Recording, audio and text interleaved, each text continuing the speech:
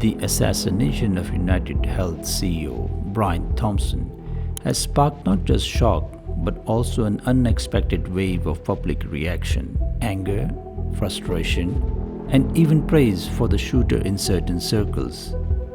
This even goes beyond the tragedy itself, forcing us to confront a deeply polarized healthcare debate in America.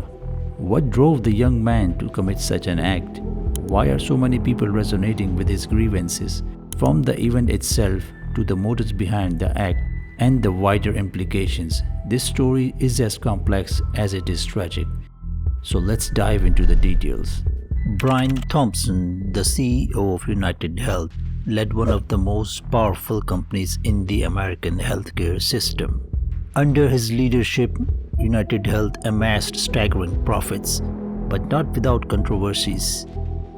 Many accused the corporation of prioritizing profits over people, leaving countless families devastated by mounting medical bills and denied claims. While some praised his business acumen, others criticized his perceived detachment from the struggles of ordinary citizens. Tragically, this tension came to a boiling point when Thompson became the victim of a target assassination, a shocking event with profound ramifications. This story is as much about systematic failures as it is about a shocking crime. The incident. On December 4, 2024, Brian Thompson was in New York for a UnitedHealth investors meeting at the New York Hilton Midtown. At around 6:45 a.m., Thompson was walking toward the hotel when Luigi Mangione, a 25-year-old suspect, fired multiple shots at him. The attack was captured on CCTV, revealing that Mangione used a partially 3D printed pistol.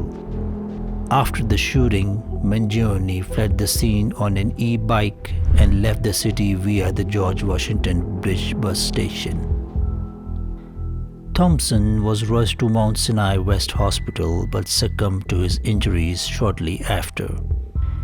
A key detail of the attack was the shells of the bullets recovered from the scene were engraved with the words delay, deny, and depose, terms often associated with criticisms of the healthcare industry. This chilling detail of the incident sparked intense debate online about the symbolism behind the attack. Understanding the backstory. To understand this tragedy, we need to look at the broader picture. UnitedHealthcare, like many industry giants, has long been accused of a practice critics describe as delay, deny, depose. The phrase refers to a systematic approach where medical claims are delayed, denied outright, or buried under legal challenges, leaving patients and their families to bear the brunt. Social media has become a platform for thousands to share their heartbreaking stories. Stories of denied treatments, financial ruin, and loved ones lost. My dad was denied coverage for his cancer treatment. He died within months. They delayed my claim so long, I lost my house paying for my daughter's surgery. Delay, deny, decompose, that's what it feels like. These stories have fueled public anger and painted the healthcare system as a cold, profit-driven machine. For many, Thompson was not just a CEO, he was the face of this perceived injustice. Luigi Mangione, the alleged shooter. So who is Luigi Mangione?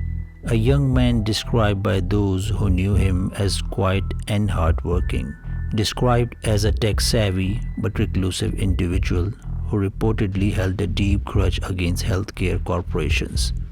Luigi Mangione's handwritten manifesto, where he did a scathing critique of the US healthcare system, which he viewed as plagued by greed and systematic corruption. In the 262-word document, he characterized healthcare executives as parasites who prioritize profit over patients' lives. In the words of Luigi Mangione, "To the feds, I'll keep this short, because I do respect what you do for our country, To save you a lengthy investigation, I state plainly that I wasn't working with anyone. This was fairly trivial, some elementary social engineering, basic CAD, and a lot of patience. The spiral notebook, if present, has some straggling notes and to-do lists that illuminate the gist of it. My tag is pretty locked down because I work in engineering, so probably not much info there. I do apologize for any strife for traumas, but it had to be done. Frankly, these parasites simply had it coming.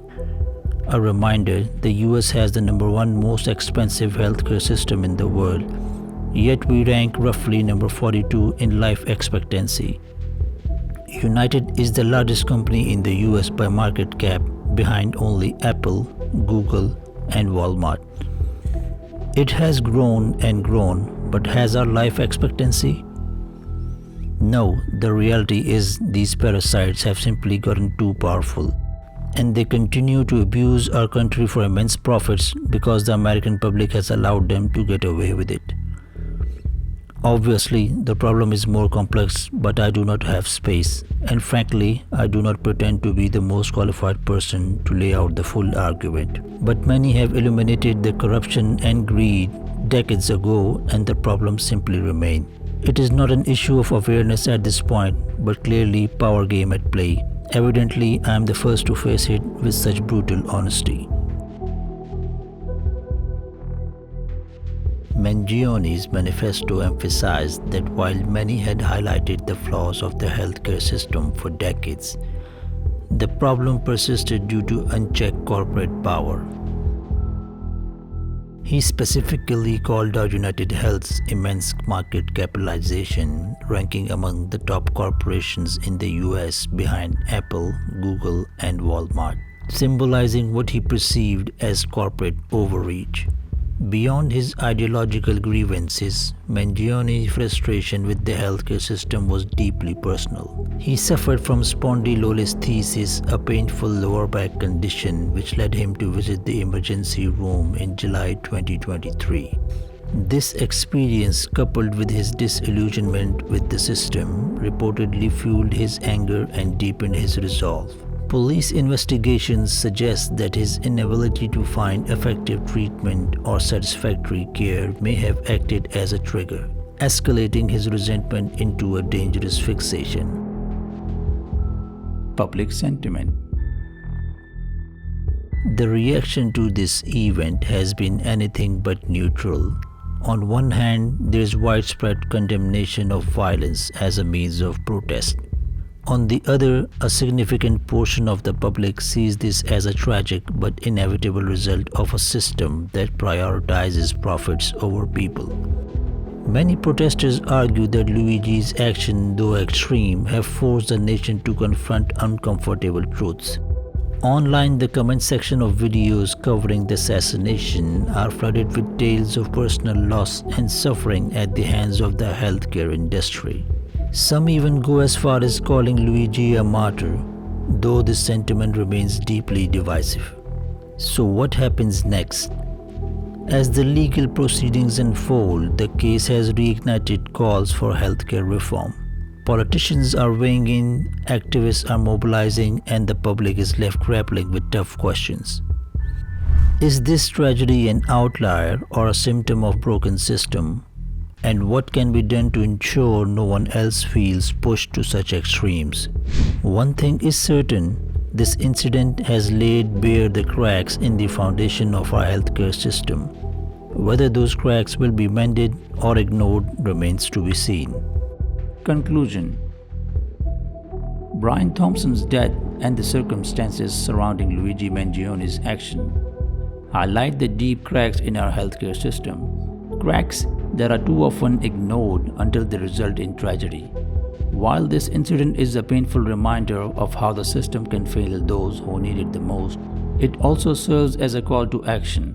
We can no longer turn a blind eye to the broken promises of affordable, compassionate care. It's time to demand reform, one that puts people before profits, to ensure that families are supported and the system serves its true purpose, which is healing.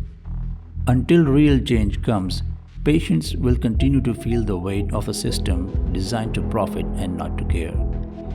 So while we wait for that change, remember, your premiums might be paid, but your health interests are often hanging by a thread. We can't keep waiting for change to come. It's time to demand it before more lives are lost.